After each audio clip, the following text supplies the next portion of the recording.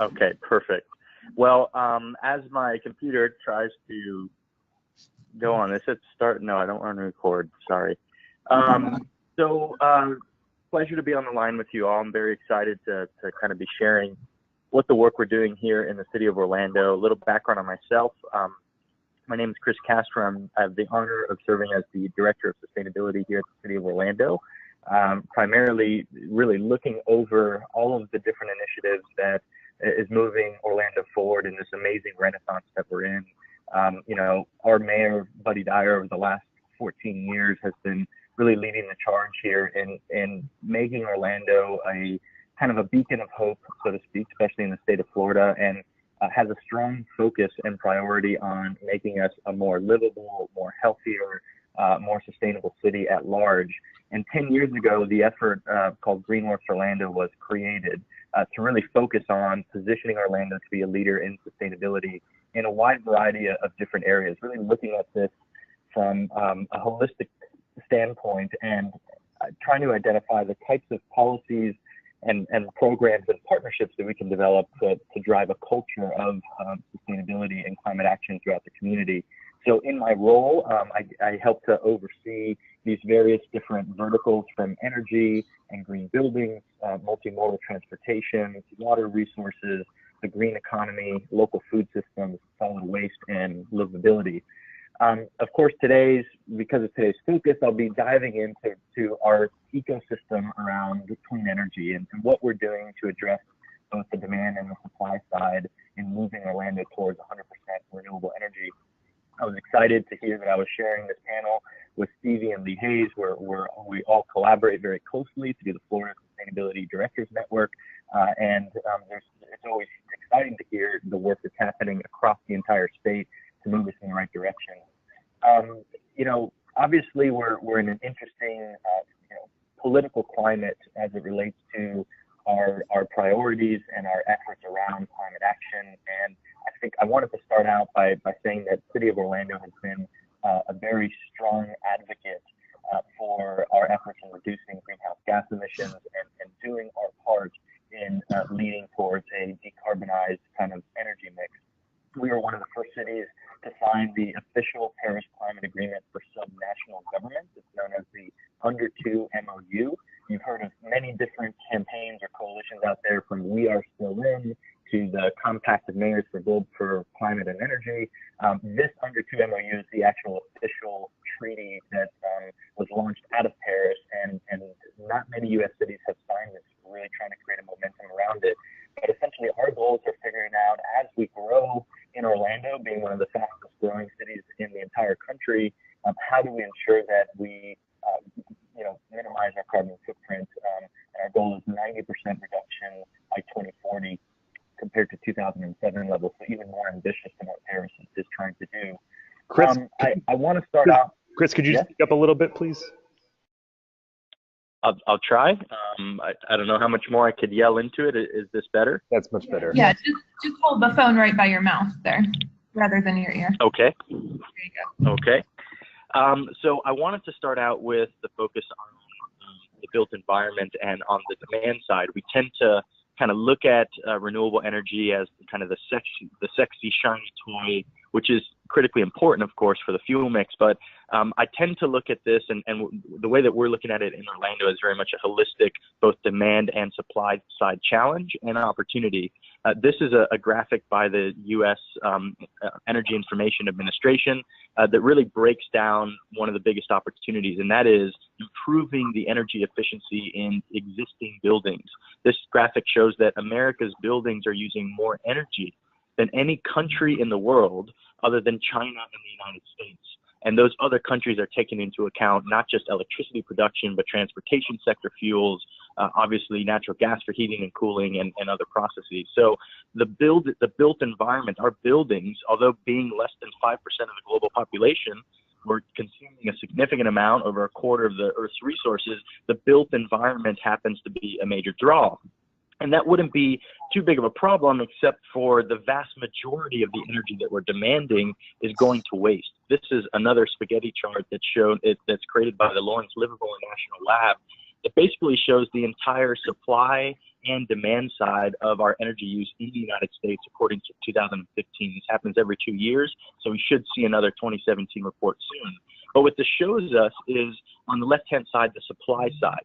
Everything from solar to nuclear to natural gas and, of course, petroleum for transportation sector. And then across the entire spectrum, as you move to the right, you see where those sources of energy go towards meeting our demands. And the four demands sectors essentially are the residential, commercial, industrial, and transportation sectors. The biggest daunting challenge is that over 2/3 of the energy that we're consuming in this whole system is lost to waste. And so therefore the economic productivity is lost, and the ability for us to meet that 100% renewable energy goal is even further out ahead of us, right? If you also tie in really quickly to the electricity generation, the orange line up there, you see that the vast majority, even more so than many other sectors, is lost to waste. And in fact, there's a study by the American Council for Energy Efficient Economies, or ACEEE, that basically looked at a 10-year electric grid study of the United States, and they found that 86% of the energy that we're demanding in the electricity marketplace is lost to waste. And that is from the production of steam-powered, thermoelectric generation to the transmission and distribution of that power across the T&D infrastructure, all the way down to the built environment, to the types of lighting and HVAC and hot water heaters that we're using in our home buildings. Across that entire continuum, we're seeing that a huge amount of waste is in that system. So I, as kind of the director of sustainability in our city, wanted to figure out, well, who is leading the charge in this, and why, what types of policies and programs and partnerships have they developed to essentially more efficient, right? It's all based off of natural resources and being more resourceful with them. So ACEEE every 2 years, this was in 2015, hosts a city scorecard, essentially looking at how efficient we are from the utility perspective, from municipal government, community, transportation. It's looking at full energy efficiency. And Orlando ranked 30th in the country for the most energy efficient economies. We were the second best in the entire Southeast U.S. Atlanta beat us by 15 points. We were the best in Florida, by 10, or by a little bit, by 4, or by 6. And so my question was, what can Orlando do to continue to move that needle? And through that, we identified essentially a hub and spoke model, as you can see here, of different policies and programs that municipal governments had control of to drive a market for transformation in the built environment, primarily focused on energy efficiency. And this included things around information and transparency to the market so that we are more informed. It's talking about market investments and unveiling capital for people to make these investments, raising the baseline through certain strategies that can move us from where we currently are, current state, to future state. And lastly, using the city government as a means of leadership by example, using us as the essential test bed for these technologies. This is back in 2014, I identify all of these different strategies, and I go after essentially 8 of the 12. And our core focus initially was municipal energy efficiency. I know Jill wanted me to speak about this because it's a very innovative model that most governments haven't really looked at from an opportunity standpoint. And that is, first and foremost, we need to have a strong goal, a commitment from leadership that says we want to move our building stock in the city government, city-owned buildings, to 100% high-performance green buildings by the year of 2040. So yeah, that's decades out, but we want to make sure that when we do get there, that they're the most energy efficient buildings possible, and technology is going to improve over time. So we need to continue to renovate and retrofit those buildings.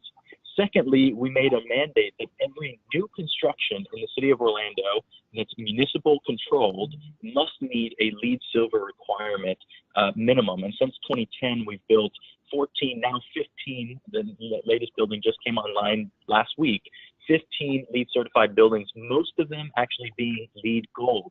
The Amway Arena was one of the first LEED Gold arenas in the country. Our Performing Arts Center, fire stations, we have 7 LEED certified fire stations. The new police headquarters is LEED Gold. So we've been moving the needle even more because we realize that a small marginal investment up front will yield huge amounts of taxpayer savings from an operation and maintenance perspective over the lifetime of these buildings.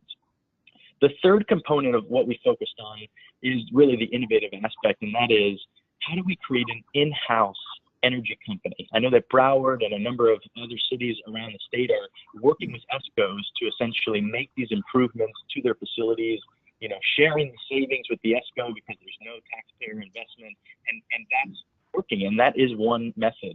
The other method that we went with is essentially controlling our own destiny as it relates to those investments and that capital. So we passed a $17.5 million energy efficiency municipal bond. It was a general obligation bond. And with cities, we have access to this very low capital that can stretch for much longer terms than usually a contract with an ESCO can come into play with. And we decided to essentially use our own money, create an energy company, essentially an energy company within our facilities department. So hiring an energy manager and 2 coordinators under them to manage the implementation of retrofitting 55 of our city buildings, essentially 10% of the overall building stock. And I should say it's much more than that. We have 125 buildings that are occupied by people. We have 550 that are everything from dugouts to lift stations. So when we're talking about the actual facilities, it's about 125. So we took almost half of those, and we're going through a major renovation. We started that 2 years ago. The idea is that we hired a third-party engineering firm. They went through and did ASHRAE level 2 audits of all of the facilities. They came back, you know, with third-party verification saying, hey, if you implement these ECMs, they have less than a 7-year payback was the maximum. Most of them are 5, even 3-year payback and less. And then you can take $2.5 million of savings every year. And instead of taking a huge chunk and giving it to an ESCO, we decided to take half of that and pay down the debt over an extended term, a 15-year term, and the other half recycle it into a revolving energy fund and continue that improvement. All of this is being controlled through a very sophisticated measurement and verification tool. It's called Building OS, and that helps us in real time. Now that we have building automation and controls in these buildings, we're retrofitting them with everything, LED lighting, interior and exterior, some HVAC improvements. All of that's being fed into a dashboard system that allows our facility managers to visualize how we're using energy and water in almost real time. We're getting, you know, hour interval data about the building's use, which is much more than I assume most cities and even most companies are able to get. So we're working, of course, the advanced metering infrastructure, which FPL, Duke, OEC have rolled out pretty substantially.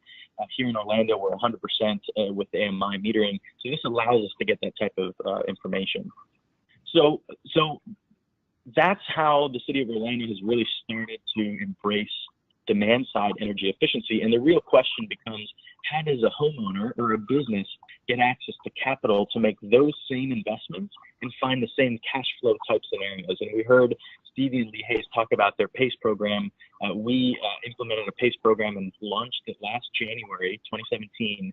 And in 1 year, we did over $1.2 million in assessments, about 100 different projects, a third of which were renewable energy, solar, 2/3 of which were energy efficiency, like hot water heaters, AC systems, insulation, weatherization, things like that.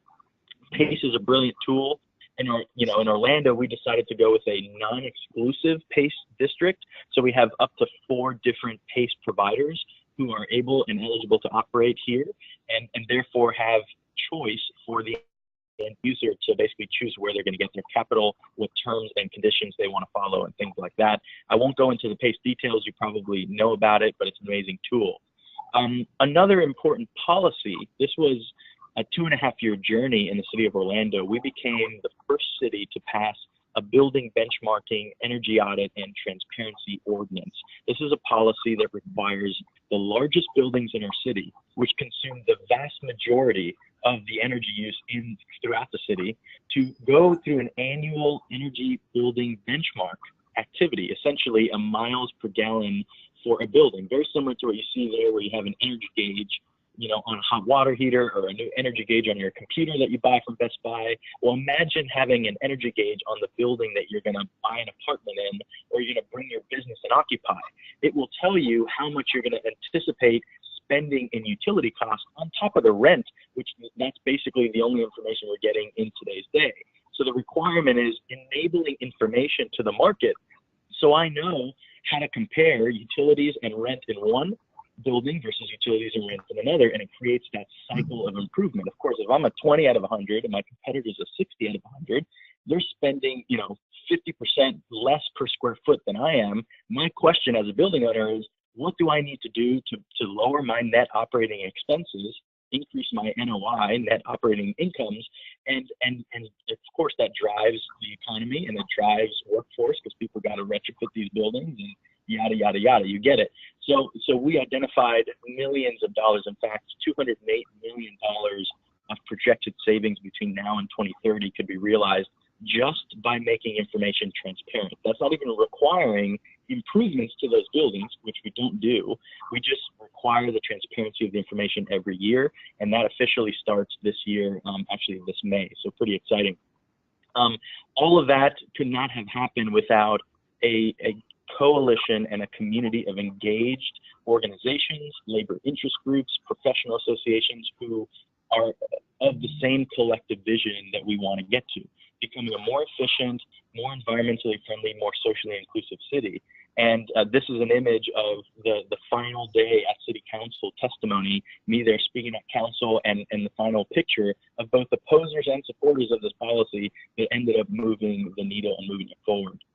So now moving quickly over to renewables, an additional thing that commitment that we've made this past year was, like many cities, signing the initial Ready for 100 commitment by the mayor, and then moving that mayor commitment to an actual policy and resolution through City Council. It's one thing to sign a one-pager by Sierra Club, and I think it's an amazing effort that they're doing to get the momentum going, but it doesn't hold a lot of weight when the entire council doesn't have a say in where we're going, right? It's a mayor's commitment.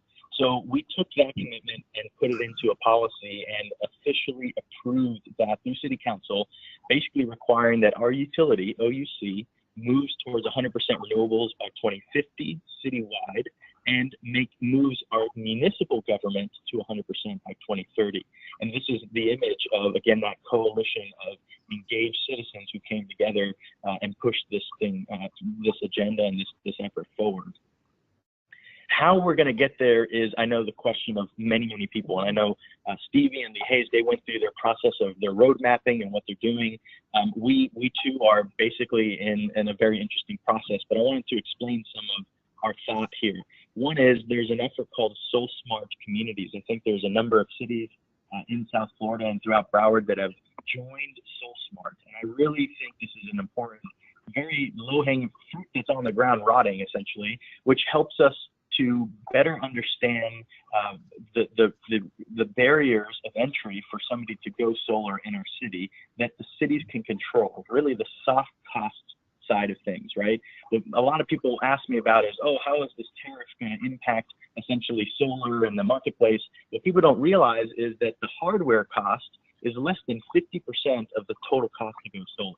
The majority is the profit margin for the company, customer acquisition and marketing, the permitting, the planning, the inspections, all of the soft cost, the financing, that's all soft cost. That has nothing to do with hardware to make power. And so cities can control the soft costs. We have the ability to do so, and we've done so in a couple ways. We've become a SolSmart GOLD designated community, and it's primarily because, one, we've worked on it's streamlining the permitting process to now be a 3-day turnaround for solar for solar companies to go through the permitting process. Basically we were at a 2 to 3 week period, and we're working very, almost daily to figure out how to improve that down to the 2 to 3 day turnaround. And that's something we're really focusing on. We also defined solar by right and solar equipment within the Land Development Code, which is another major move from the planning side. And we're now in talks about waiving solar permit fees for small scale solar installations, things that are 15 kilowatts and below, potentially even 20 kilowatts and below. And we're working through some of the language in our permitting division right now on how to do that. The city has, taken advantage of some of our rooftops. This is a 420 kilowatt rooftop system complex. And in the coming months, we're looking to expand more on this site and get to a net zero campus. This is about 80% of our consumption year around is produced by the rooftop solar you see here. We're hoping to add. Chris, can you bring the phone closer again, please? Yep, and make sure that we go to get to 100% at that campus. We're also using a number of tools to explore on-site PV for rooftops and ground mounts, very similar to what Sarasota was talking about. NREL, the National Renewable Energy Lab, has some amazing tools. The SAM model, they have REOPT, UrbanOpt. They basically have a lot of tools that are equipping cities with the ability for them to do an internal assessment of their own. And I've identified already over 4 megawatts of rooftop solar, multi-megawatt systems for ground-mounted systems and much more. We have worked with our utility, OUC, and of course, Orlando's unique in that respect. We have a municipal utility, which is a major move back in 1923 that we made. And as part of that, we've worked on 2 enabling solar programs. One is a more common program called Community Solar, where individuals can tap in virtually to a large-scale community solar farm and take shares or certain panels or portion of that and collectively find ownership. And that's something that we've expanded to now over 13 megawatts of community solar on the system. We also have launched a solar aggregation program. Many of you have heard of the Sun Florida, the Solar United Neighbors of Florida solar cooperatives across the state. It's been an amazing boom for solar the last year and a half. I sit on the board for Sun Florida statewide and have worked hand in hand with Deidre McNabb and the entire team on moving that agenda forward. And I will say that utilities also have an opportunity of leveraging their purchase power to offer more affordable solar, and that's what solar aggregation is about. Since unlocking community solar, the city of Orlando has procured 5.2 megawatts of power. I've brokered this deal and essentially have purchased enough power to offset all of City Hall, 17 fire stations, and the Orlando Police Headquarters. So we're targeting public safety and major admin buildings. That's enough to basically prevent nearly 6 million pounds of coal from being burned every year and over 12 million pounds of CO2 from actually emitting into the atmosphere, just from 5.2 megawatts of power. In fact, these numbers were for 4.8 megawatts when we were initially looking at it, and I decided to expand it for the Orlando Police Headquarters as well. So it's even more than the numbers that you see here. Because of that and this commitment, OUC now internally, in a matter of 4 months, has changed the dynamic of being more ambitious towards diversifying the fuel mix and moving towards renewables. We just actually proposed less than a month ago, moving towards 120 megawatts by 2020 in 2 years.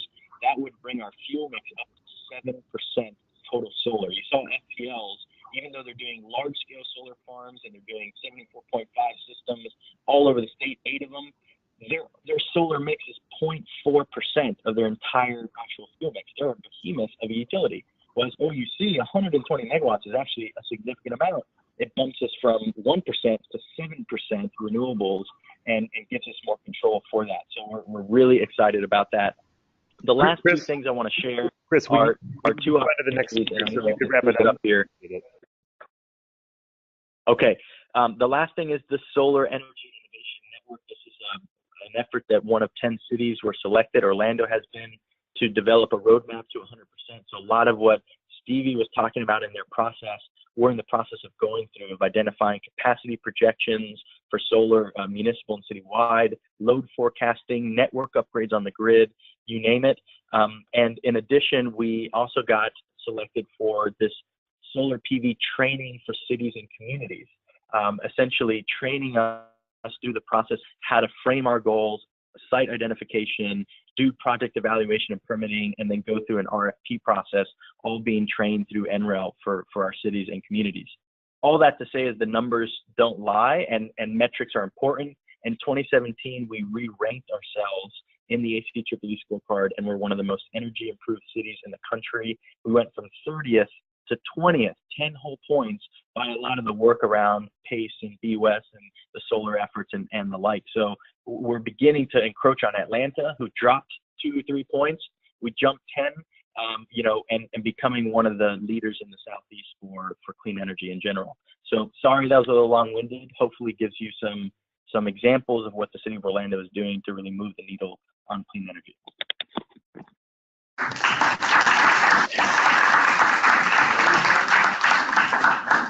Awesome. That was some incredible information from Stevie and Hayes and Chris. Sorry you couldn't be with us in the room, but thank you so much for joining us. Any quick questions for them?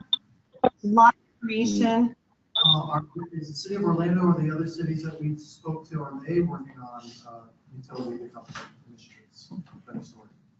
Anybody there working on utility decoupling? One of the attendees wanted to know.